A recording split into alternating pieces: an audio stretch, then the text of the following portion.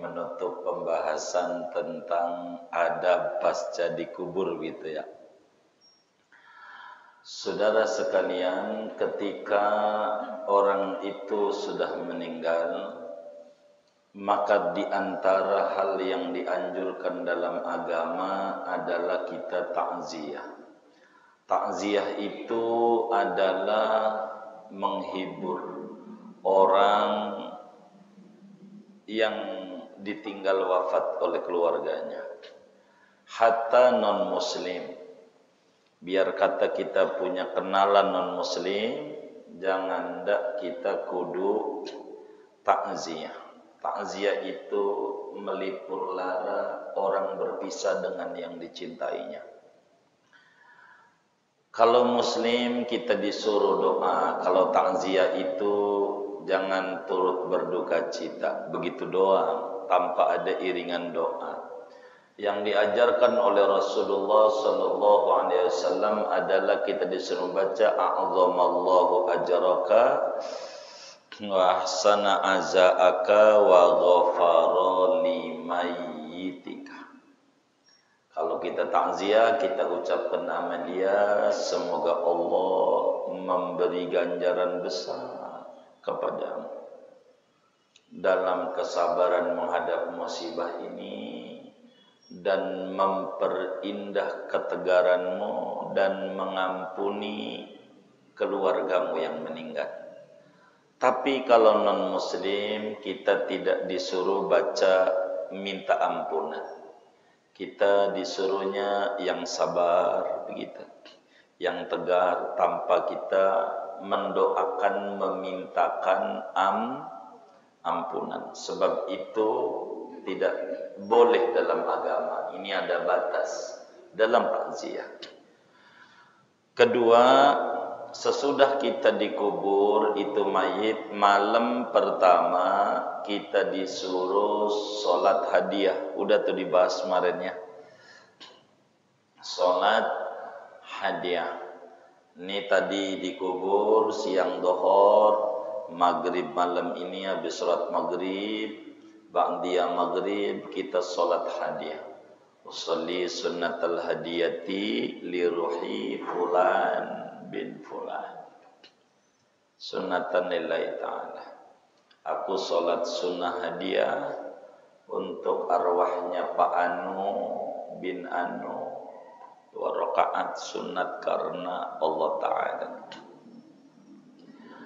Sudah itu kita baca surat ayat kursi, Al-Hakumut dan Al-Ikhlas 11 dan Al-Ikhlas 11. Selesai biasa normal, ruku yang tidak, sujud dan seterusnya, bangun lagi, Fatihah lagi, Ladhalin amin gitu. Kemudian baca ayat kursi, Al-Hakumut dan Kulhu lagi 11. Sampailah kemudian kita salam. Habis salam kita doa. Yang pendeknya doanya Allahumma inni shallaitu hadhihi sholata wa ta'lamu ma uridu Allahumma ba'ath thawabaha liqabri fulan bin fulan. Ya Allah, Engkau, saya sudah mengerjakan sholat ini dan Kau tahu maksud dan tujuan saya. Mohon sampaikan pahala sholat hadiah ini kepada arwahnya si Anu bin Anu. Kata Nabi dalam hadisnya, bila orang itu sudah mengerjakan ini, maka Allah kirim ke kuburannya yang dikirimi sholat hadiah itu 1000 malaikat yang pada bawa cahaya yang menerangi alam kuburnya, yang membuat dia tenang di alam barzakhnya, karena la ya'ti 'alal mayyit asyaddu minal lailatil ula fil qabri. Tidak akan datang kepada orang meninggal yang lebih dahsyat, lebih mengerikan lebih menakutkan selain malam pertama di alam kubur. Karena itu kita bantu dengan sholatul hadiah. Jadi ada takziah, kedua ada sholat hadiah. Kemudian daripada itu kita disuruhlah ziarah, adab pasca mengubur.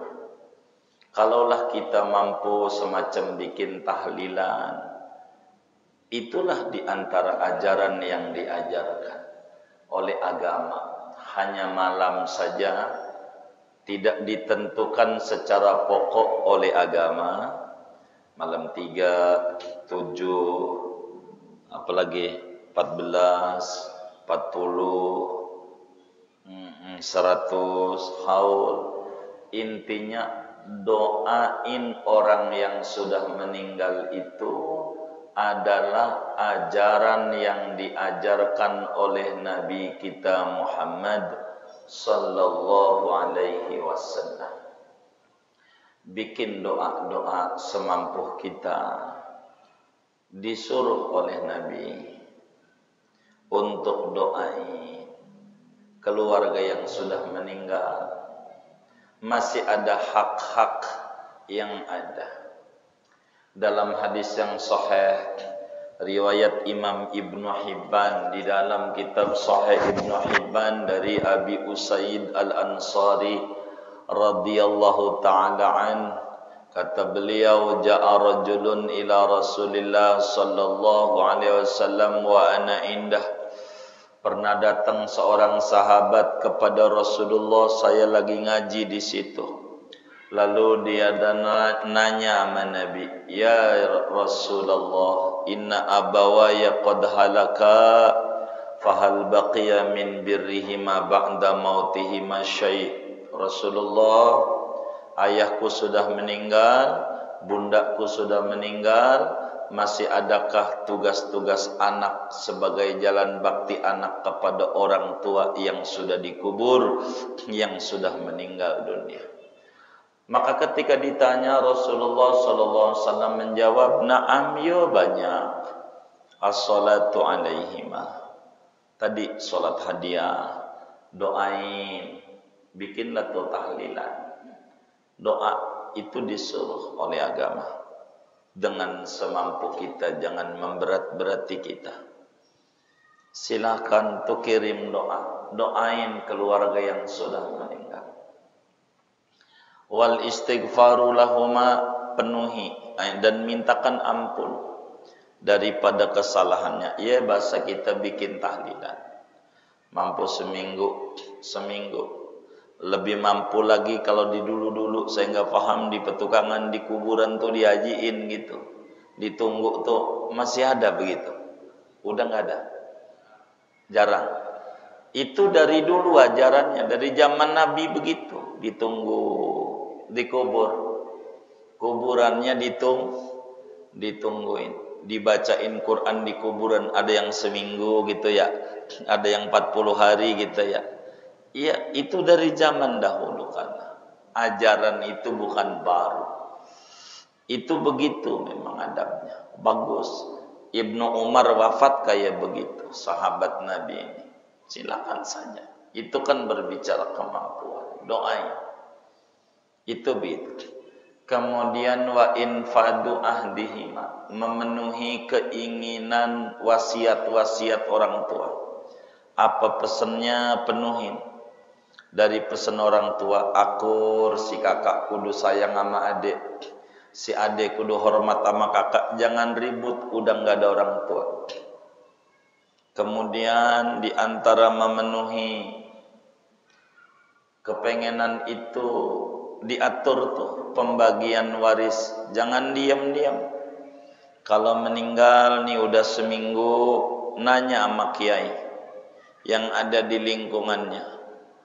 Ini diatur warisan, jangan puluhan tahun baru diatur, bakal jadi ribet, jadi kacau. Seminggu, nih malam nih 7 hari, pagi paling telat, begitu paginya atau paling lama 15 hari, bincang tuh keluarga, Anak-anaknya tuh panggil tokoh yang dianggap ngerti di lingkungannya, suruh nerangin.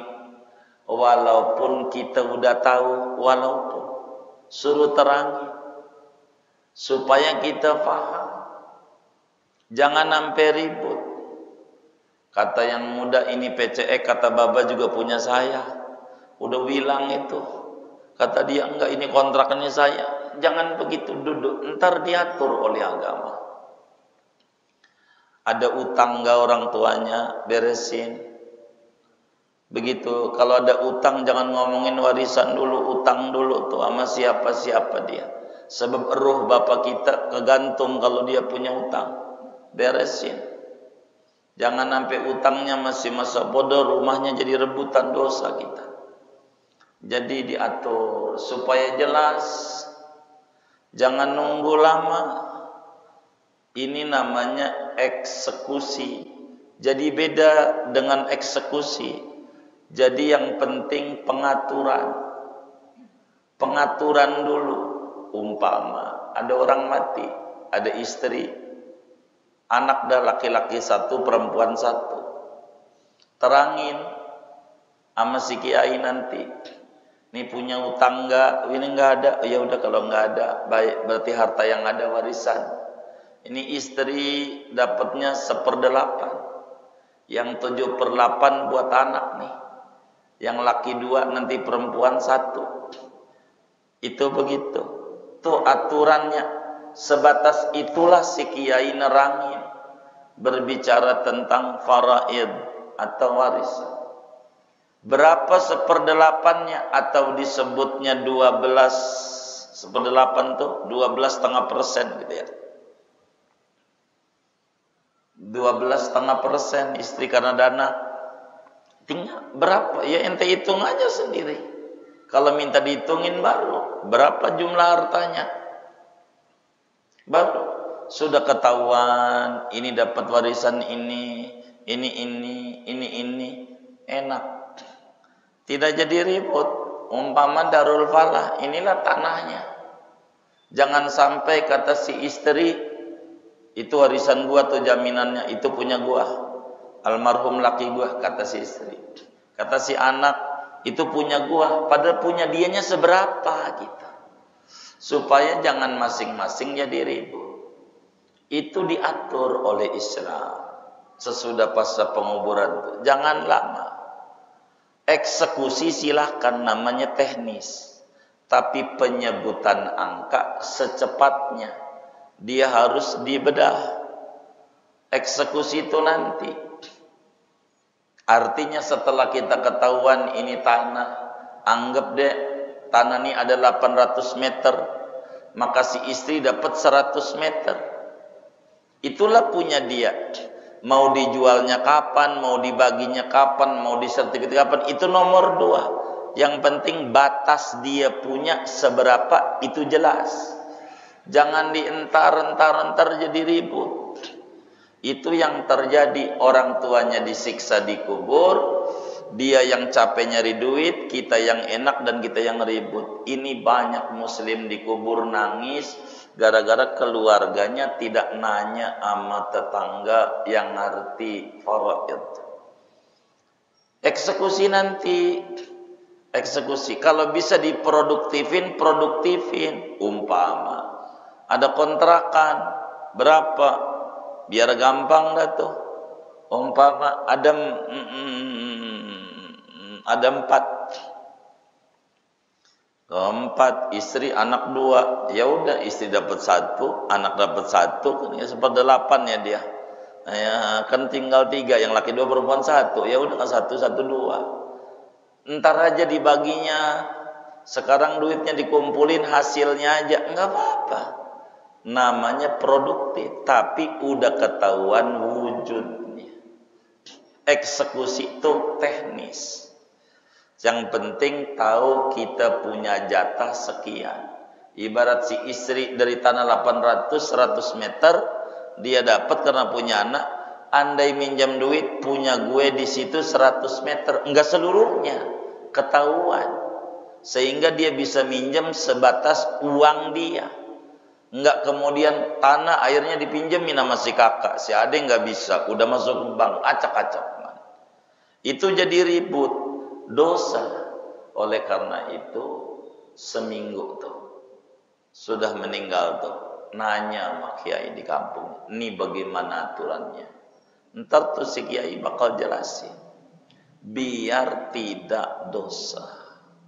Ngatur ada wasiat enggak? Itu yang meninggal itu. Kalau ada wasiat penuhi. Udah haji belum? Belum, tapi udah nyetor. Tapi belum berangkat, mana kena covid lagi nih, mati. Belum berangkat ke tunda. Baik, kalau begitu badalin wajib. Badal haji. Siapa badal haji yang ngerjain? Diatur agamanya biar benar. Pertama, anaknya. Kita berangkat lagi. Yang kita udah berangkat, tapi udah haji, kita berangkat. Wah, kita repot dengan kerjaan kita. Yang kedua, badal tuh. Nyuruh kiai atau orang yang ngerti ustadz di kampungnya yang ngerti haji, kita ongkosin dia untuk badalin orang tua kita. Nih Pak Ustadz, saya kasih duit, Anda berangkat, ini buat baba saya. Karena dia ngerti tentang manasik. Kalau yang kedua ini enggak, yang ketiga ame KBIH. Yang ada di lingkungannya aja yang ngerti KBIH. Kelompok bimbingan ibadah haji. Ngomong sama kiai yang di KBIH-nya, Pak Kiai, saya pengen badalin orang tua saya. Berapa Pak Kiai? Kata si KBIH 5 juta. Baik, tapi saya pengen Pak Kiai yang ngerjain. Enggak mau saya dijual. Kata dia, kalau saya ngerjain mahal, kudu 20 juta.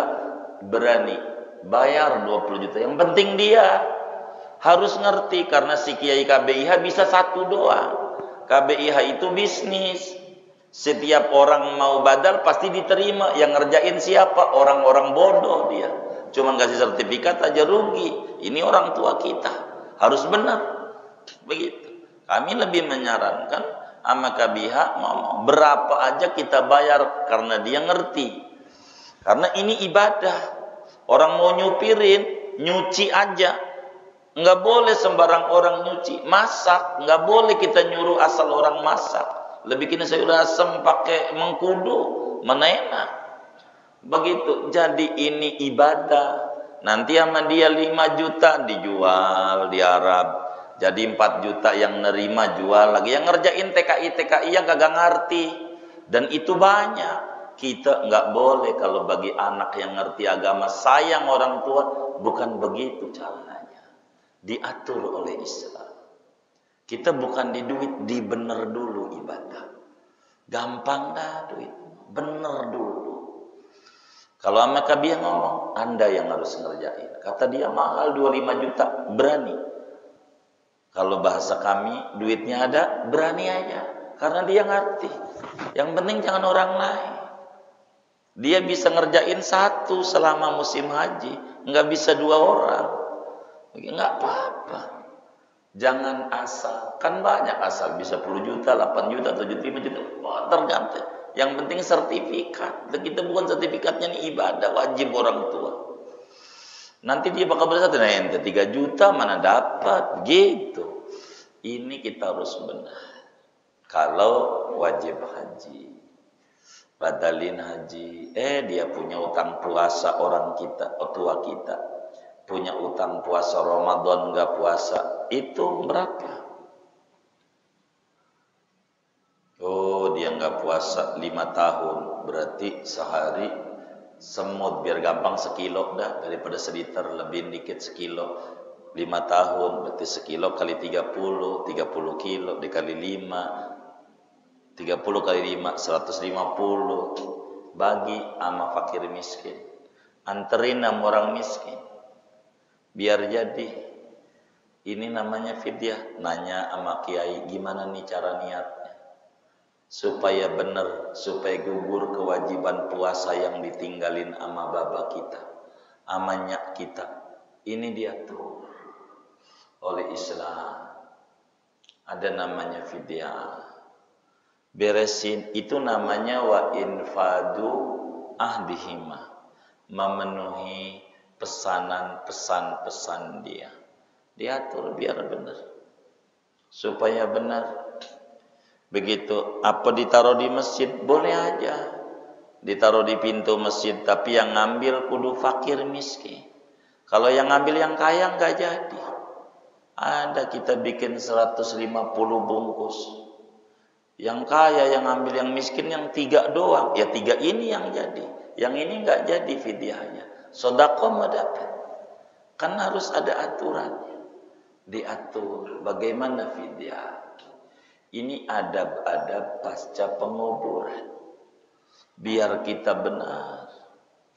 Diatur oleh agama. Sebagai hubungan kita anak dengan orang tua. Kalau kemudian itu kita pengen tumpuk dia, lihat dulu haram gali ulang kuburan sebelum hancur tulang belulangnya. Enggak boleh sebelum hancur kita gali ulang untuk mengubur mayit baru. Ibu biar bapak, enggak boleh, dosa kalau belum hancur. Tapi digali ulang itu ya ada yang wajib. Kalau enggak ngadep kiblat atau enggak dimandiin, gali ulang. Kalau enggak dosa, kudu digali ulang. Begitu diantara adab-adab yang ada sesudah mayit itu dikubur. Ada takziah, ada salat hadiah, ada kita kirim doa, begitu. Kemudian memenuhi kepengenannya, ya badalin haji, wasiat-wasiat dia apa yang dia maui, terakhir ya wasilatul rahim allati la rahimalaka illa min qibalihima. Kita harus menghubungi adiknya bapak kita, kakaknya bapak kita, adiknya ibu kita, kakaknya ibu kita, tidak boleh putus hubungan kekerabatannya. Muncullah istilah di masyarakat tuh ada arisan keluarga begitu. Silakan saja, itu kan teknis. Ini di antara hal-hal yang dituntut sesudah orang tua meninggal. Adab-adabnya. Adab-adabnya. Ini diantara yang ditata dan diatur oleh agama. Selebih dari itu berziarah. Kuntu nahaitukum an ziyaratil quburi ala fazuruha fa innaha tudzakkirukumul akhirah. Ziarah ke kubur orang tua bahkan bagus. Kita ziarah itu ke kubur orang tua, dosa kita diampuni dan menyebabkan orang tua kita ditinggikan derajatnya. Lebih bagus Kamis sore sampai Jumat subuh, Jumat asar, malam Sabtu sampai Sabtu habis sholat subuh, lebih gede ganjarannya. Kalau bisa. Kalau nggak bisa, bisanya Minggu nggak apa-apa. Bahkan siapa orang yang seret jalan hidupnya, usahanya morat-marit, ancur-ancuran, di antara penyebabnya jangan-jangan jarang ziarah ke kubur orang tua. Pastikan itu. Kalau orang yang jarang-jarang ziarah kubur orang tua, pasti hidupnya banyak problem. Banyak problem. Di dalam kitab Tanbihul Ghafilin dijelaskan, ittafaqa ashabu Rasulillah sallallahu alaihi wasallam ala anna min asbabi dhiqil ma'isyah tarkaddu 'anil walidain. Sepakat seluruh sahabat Rasulullah sallallahu alaihi wasallam di antara seretnya jalan rezeki orang kurang kirim doa, kurang ziarah ke kubur orang tuanya. Kita ziarah. Jangan tidak ziarah. Kalau jauh ya kirim paket lah. Paket ya kalau jauh ya online. Itu kirim doa. Kalau jauh, kalau dekat ziarah. Jangan nggak ziarah. Kita nggak bisa Jumat nggak bisa karena kerja. Minggu nggak apa-apa. Daripada anak diajak jalan-jalan ke Ragunan ngakurin muka ke buyut doang, ajak ke kuburan, ajak mumpung hidup, kumpulin ayo di sini, ziarah, biar enak kita. Begitu, ziarah, mau apa? Dia butuh uluran doa. Mal mayyit fi qabrihi illa kal ghariqil mutagawis. Orang tuh di kuburan itu kayak orang karem. Orang karem tuh minta-minta tolong sebab dia bisanya nerima, neransfer nggak bisa. Udah mati. Maka kita yang hidup inilah neransfer dia buat ninggiin derajat dia. Itulah yang bahasa kampung namanya tahlilan. Tapi semua itu rumusan ajarannya diajarkan oleh Nabi kita Muhammad sallallahu alaihi wa alihi wa sahbihi wasallam. Jangan kita tinggal kirim doa sama orang tua, jangan. Jangan kita kagak doain orang tua kita. Lebih-lebih rumah yang kita tempati warisan dari dia, yang susah dia, yang enak kita, lalu kesusahan dia dikubur kita nggak mau tahu, anak jahat. Maka kita jangan. Jadi kita harus nyontok kayak dia. Kata Imam Ahmad, lasna wa in ahsabuna karumat yauman alal aba'ina takilu nabni kama kanat awailuna tabni wa naf'alu misla ma fa'alu. Kita nyontoh orang tua kita. Orang tua kita bisa ninggalin tempat buat kita. Kita kudu nyontoh kayak dia. Biar anak keturunan kita punya tempat juga. Dan kita ajak. Penting. Ini di antara hal-hal yang tertinggal terkait dengan adab-adab pasca kematian.